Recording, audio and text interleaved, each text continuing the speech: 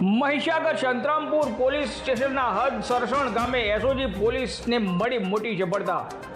મહીસાગર જિલ્લામાં એસઓજીએ મોટી માત્રામાં પોસ્ટ ડોળાની હેરાફેરી ઝડપી। રાજસ્થાન તરફથી માદક પદાર્થ એવા પોસ્ટ ડોળાના જથ્થા સાથેની બાતમી મળતા પોલીસે કરી નાકાબંધી।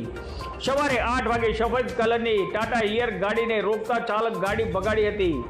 જિલ્લા એસઓજી પોલીસે ગાડીનો ફિલ્મી ડબ્બે પીછો કરી મોટી માત્રામાં પોસ્ટ ડોળા ઝડપ્યા। મોટી સસણ નજીક ચાલક ગાડી મૂકી ફરાર થયો।